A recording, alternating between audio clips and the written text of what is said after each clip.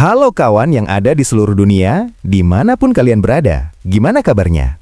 Kembali lagi bareng saya. Kali ini saya bakal nge-review sebuah film berjudul Taxi Driver tahun 1976, disutradarai oleh Martin Scorsese dan dibintangi oleh aktor-aktor terkenal seperti Robert De Niro dan Jodie Foster. Poster film ini keren banget dan sangat layak untuk ditonton. Jadi, langsung aja ke inti ceritanya dan selamat menonton.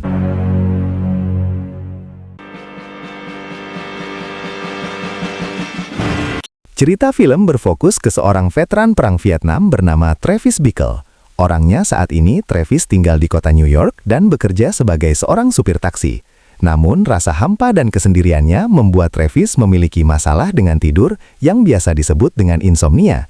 Akhirnya Travis mengajukan diri untuk bekerja double shift, siang dan malam. Siap untuk ditempatkan di mana saja dan kapan saja, asalkan memiliki aktivitas untuk mengisi waktu luangnya.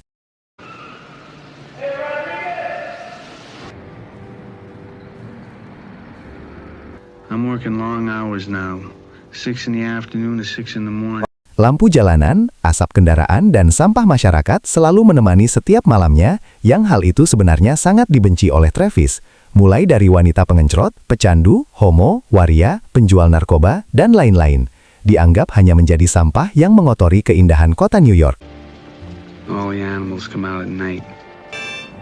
I go all over. I take people to the Bronx. When I return the cab to the garage, I have to clean the cum off the back seat. Travis seringkali mengalami kejadian yang tak terduga. Salah satunya ketika gerombolan kulit hitam melempari mobilnya secara tidak puguh-puguh. Namun Travis tidak memperdulikan hal itu. Bekerja selama 20 jam per hari ternyata tetap tidak bisa membuat Travis tidur nyenyak. Sehingga dirinya pergi ke sebuah bioskop yang memutar film 18 tahun ke atas, yang memang biasa dia kunjungi. Sebelumnya, yang bioskop seperti itu adalah suatu hal yang lumrah untuk kalangan menengah ke bawah pada masa itu. 12 hours of work and I still can't sleep. Suatu hari ketika sedang menarik, Travis pun melihat seorang wanita cantik yang membuatnya langsung jatuh cinta pada pandangan pertama. Wanita itu pun masuk ke sebuah kantor tim sukses Charles Valentine, seorang pejabat yang kebetulan sedang mencalonkan dirinya untuk menjadi wakil presiden pada pemilu mendatang. Touch her. Wanita ini bernama Betsy, seorang karyawati yang tergabung dalam tim humas kampanye yang bertugas untuk membuat slogan-slogan yang berkaitan dengan program Charles Valentine. Keesokan harinya, Travis dengan pakaian rapinya pun nekat memasuki kantor tempat Betsy bekerja, mengaku ingin menjadi sukarelawan untuk mendukung Charles Valentine sebagai presiden. Berharap hal ini bisa membuatnya menjadi dekat dengan Betsy. Dengan belak-belakan, Travis pun mengatakan bahwa Betsy adalah wanita cantik yang pernah ditemuinya seumur hidupnya. Sehingga Betsy langsung tersipu malu dan mau diajak untuk nonton bareng oleh Travis. Dan alangkah polosnya Travis ketika Betsy diajak nonton film di bioskop yang biasa dia datangi, yakni bioskop yang menayangkan film 18 tahun ke atas. Ketika film diputar, awalnya semua nampak normal-normal saja. Ada drama antagonis dan protagonis. Tetapi ketika durasi sudah mulai memasuki adegan reproduksi, Betsy pun mulai merasa tidak nyaman ketika adegan tersebut mendominasi durasi film, bahkan lebih lama ketimbang adegan dramanya, yang alhasil Betsy pun segera keluar dari bioskop dengan raut wajah yang penuh kekesalan. Kemudian, Travis memberi pengertian bahwa film ini biasa-biasa saja baginya, yang memang sering ditonton oleh pasangan yang sedang bobogohan.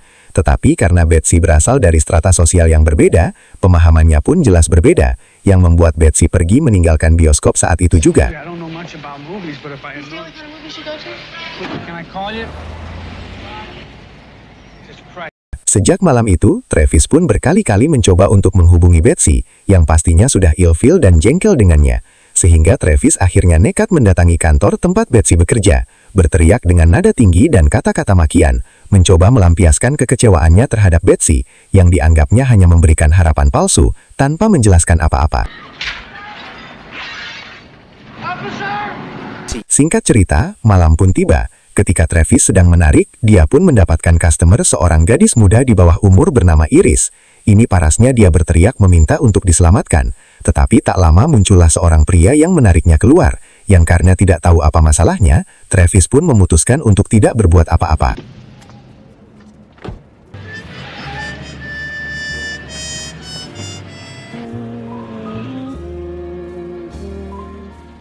Selanjutnya, Travis mendapat seorang pelanggan seorang pria kantoran yang meminta untuk berhenti tepat di sebuah gedung apartemen.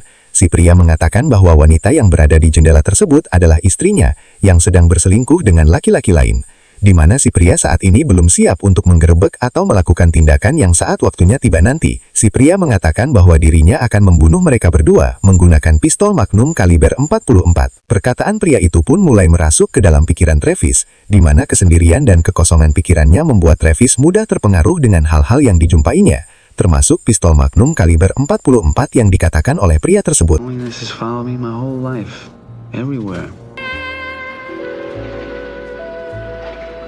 Dan secara kebetulan, saat ini Travis sedang melihat sebuah acara televisi yang menayangkan pidato dari Charles Valentine, yang secara tidak langsung telah mengingatkannya pada Betsy, sehingga Charles mulai memiliki niat buruk untuk menyakiti Charles, yang dianggapnya adalah atasan atau bos Betsy, yang pantas untuk menerima pelajaran atas kekecewaannya tersebut.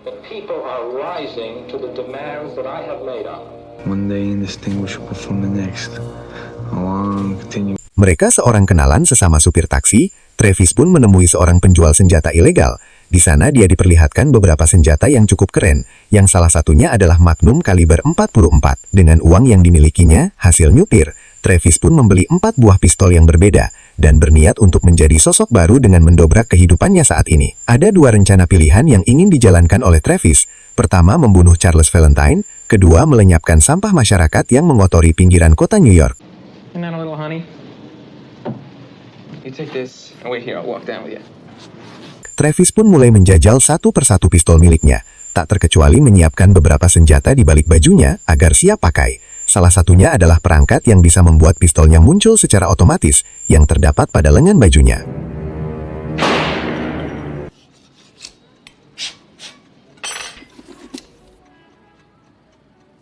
Tak hanya itu, Travis dengan sosok baru ini pun mulai rajin berolahraga dan mengurangi makanan-makanan tidak sehat. Dan hal ini adalah bentuk perubahannya secara drastis untuk mendobrak batas dan dirinya sendiri yang berbeda dari sebelumnya.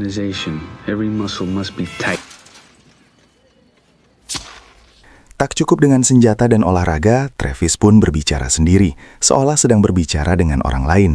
Yang hal ini merupakan bentuk pelatihan mental diri sendiri, sama seperti Joker yang mempersiapkan dirinya tampil di acara Talksim. Travis ingin terlihat sempurna ketika dirinya akan menjalankan aksinya tersebut.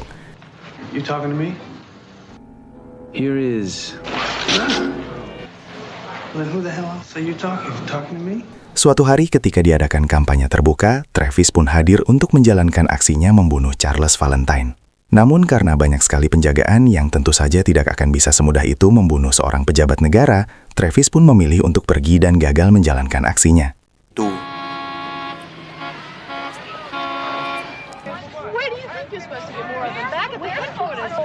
Pada hari itu, malam harinya ketika Travis sedang berada di swalayan, terjadi sesuatu yang mengejutkan ketika seorang penjahat sedang mencoba merampok uang yang ada di kasir, di mana Travis yang kini selalu membawa pistolnya kemana-mana pun langsung menembak penjahat tersebut dan segera disuruh pergi oleh si kasir yang berterima kasih atas bantuannya tersebut. Hari-hari pun berlalu dengan Travis yang selalu teringat dengan Betsy ketika melihat Charles Valentine. Juga dengan kesendirian yang terus membunuhnya, membuat Travis semakin dirundung rasa hampa dan tertekan, di mana dia akhirnya memutuskan untuk mencari gadis muda yang ditemuinya. Pada malam lalu, yakni si Iris yang sempat meminta tolong dari seorang pria yang menariknya keluar dari dalam mobil.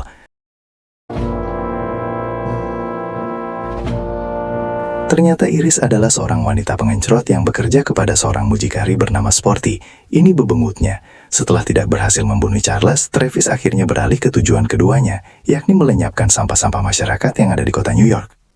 Dimulai dengan membantu Iris keluar dari lingkaran hitam alias dunia prostitusi yang digelutinya selama ini.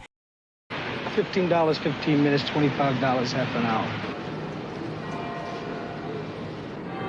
Mereka berdua pun pergi ke hotel tempat biasa Iris melakukan pekerjaannya, yang di situ Travis harus membayar sekitar $10 untuk 15 menit bersama Iris. Yang ketika Iris akan membuka baju, Travis langsung menjelaskan bahwa dirinya bukan ingin melakukan hal seperti itu, tetapi hanya ingin berbicara mengenai Iris yang sempat meminta bantuannya pada malam itu, yakni membantunya keluar dari dunia hitamnya tersebut. I tried to get into your cab one night and you want to come and take me away.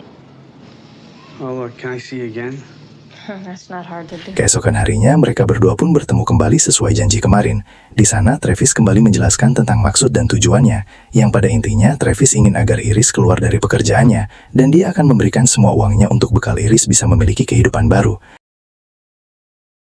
You don't have to do that. No, I want you to take it. I don't want you to take anything from that. Sempat ditanya apakah Travis tidak sayang dengan Artosnya, Travis pun menjawab bahwa dirinya bingung menggunakan uangnya selama ini, sehingga dengan diberikannya kepada Iris, semua uangnya tersebut Travis berharap bahwa uang itu akan lebih berguna jika Irisnya menggunakannya.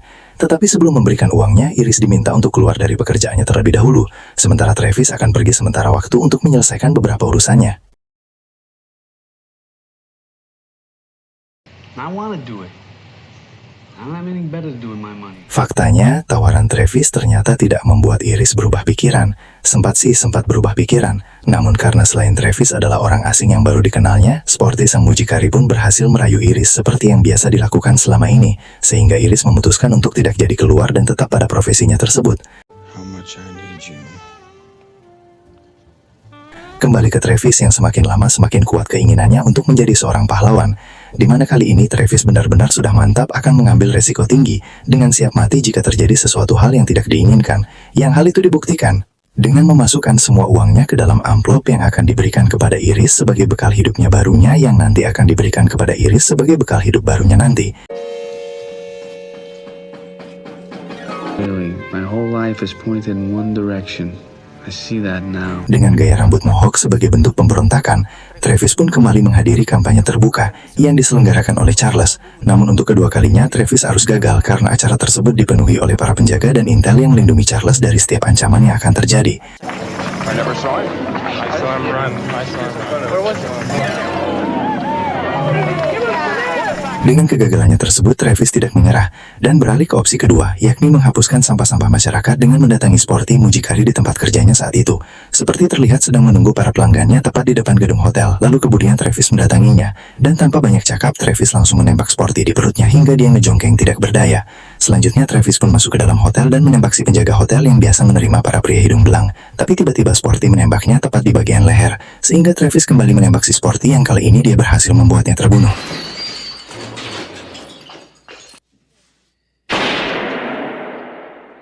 Tak cukup sampai situ, ketika Travis akan masuk ke kamar Iris, muncul seorang pelanggan yang merupakan anggota gangster. Lantas ditembakkan Travis di bagian yang cukup vital. Namun dengan pistol bervariatif yang dibawanya, Travis berhasil membunuh anggota gangster tersebut, masuk ke dalam kamar Iris dan duduk dengan banjir darah sebelum akhirnya polisi datang dan mengamankan tempat tersebut.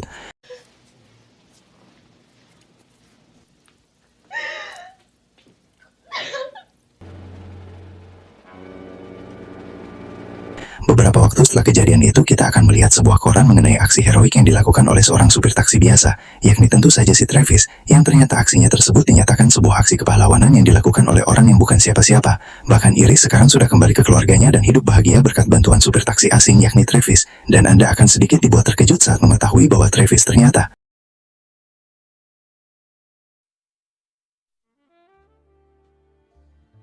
masih hidup dan kembali bekerja sebagai seorang supir taksi. Bekas luka tembakan yang ada pada lehernya menandakan bahwa Travis berhasil selamat dan pelurunya tidak sampai tertembak ke dalam, hanya menyerempet dan menembus sedikit dari kulit lehernya. Malam itu juga Travis mendapat seorang pelanggan, yakni si Betsy, yang kini mulai simpati kepada Travis setelah membaca berita di koran mengenai aksi heroiknya.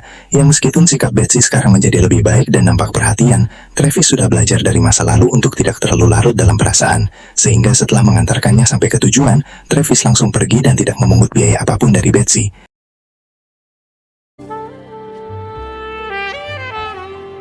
Sampai sini kita bisa ambil kesimpulan bahwa seseorang yang mengalami kebosanan, kesendirian, dan kehampaan ternyata jauh lebih berbahaya dari seorang penjahat biasa. Karena orang dengan tipe seperti ini akan melakukan tindakan yang tidak bisa ditebak, karena mereka tidak memiliki tujuan yang pasti ketika ingin melakukan sesuatu. Film pun tamat, ending yang cukup mengagumkan. Terlepas dari aksi Travis yang brutal akibat dari kesendiriannya, sebenarnya menjadi seorang penyendiri bukanlah sesuatu yang buruk dan negatif. Itu saja yang bisa tangkap dari film ini dan saya yang bertugas mengucapkan terima kasih dan sampai jumpa di video selanjutnya.